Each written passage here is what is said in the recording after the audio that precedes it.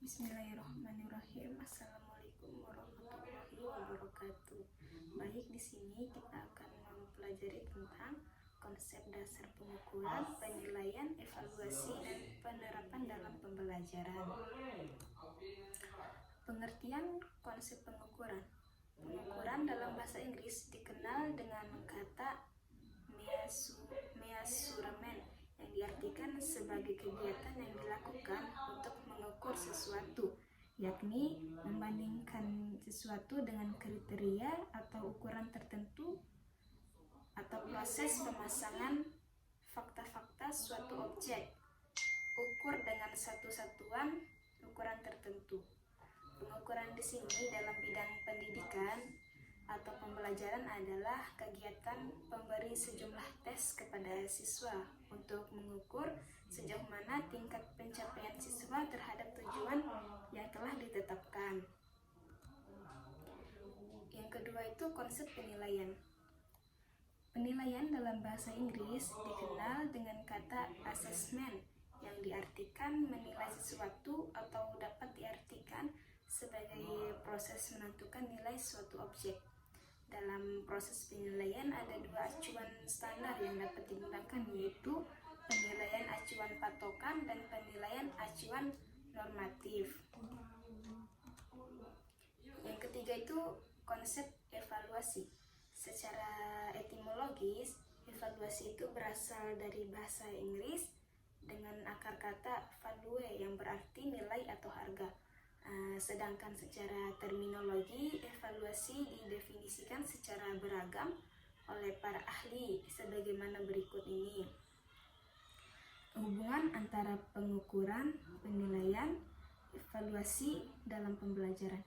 Berdasarkan penjelasan dari ketiga istilah tersebut, maka dapat disimpulkan bahwa antara ketiga istilah pengukuran, penilaian, dan evaluasi memiliki keterkaitan satu sama lain, di mana pengukuran penilaian merupakan suatu rangkaian dari kegiatan evaluasi pendidikan. Dengan kata lain, bahwa kegiatan evaluasi tidak mungkin dapat dilakukan tanpa didukung dengan data yang diperoleh melalui kegiatan pengukuran dan penilaian.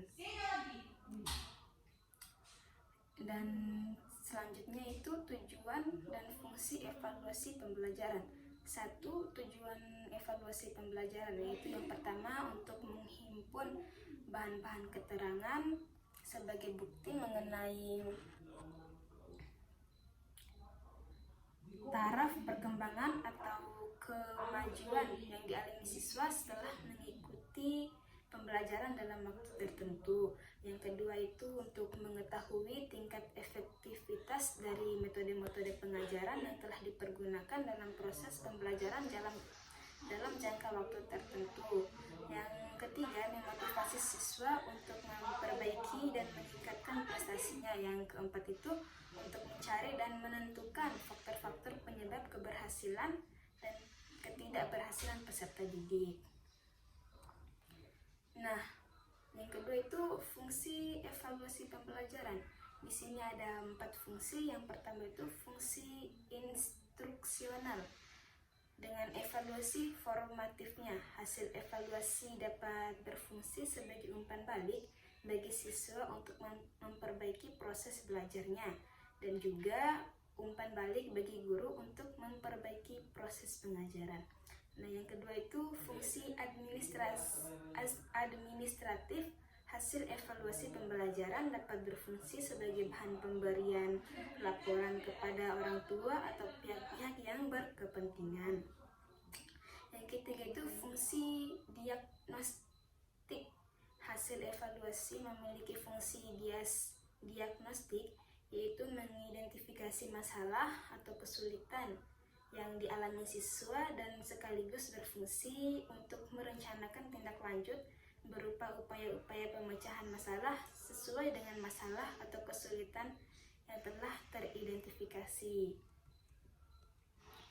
Nah, objek evaluasi hasil pembelajaran itu ada 3. Yang pertama itu domain kognitif, yang kedua ranah efektif, yang ketiga itu ranah psikomotorik. Prinsip-prinsip evaluasi pembelajaran: objektivitas, yang kedua transparansi, yang keempat adalah koherensi, yang kelima adalah kontinuitas, yang keenam adalah berkeadilan, yang ketujuh diskriminabilitas, yang kedelapan itu akuntabilitas, yang kesembilan itu validitas, yang kesepuluh itu adalah rebialitas. Jenis-jenis evaluasi pembelajaran ada dua. Yang pertama itu berdasarkan pendekatan. Ditinjau dari aspek pendekatan, penilaian dilaksanakan melalui tiga pendekatan, yaitu satu, assessment of learning, penilaian akhir pembelajaran. Yang kedua itu assessment for learning, penilaian untuk pembelajaran. Dan yang ketiga itu assessment as learning, penilaian sebagai pembelajaran. Yang kedua berdasarkan fungsinya. Ditinjau dari aspek fungsinya, evaluasi terbagi kepada beberapa jenis, yaitu evaluasi formatif, evaluasi sumatif, evaluasi seleksi, evaluasi penempatan, evaluasi diagnostik. Alat-alat evaluasi pembelajaran. Alat-alat evaluasi pembelajaran secara garis besar itu ada alat evaluasi terbagi kepada tes dan non-tes. Baiklah, sekian pemaparan materi dari saya. Lebih dan kurangnya saya mohon maaf.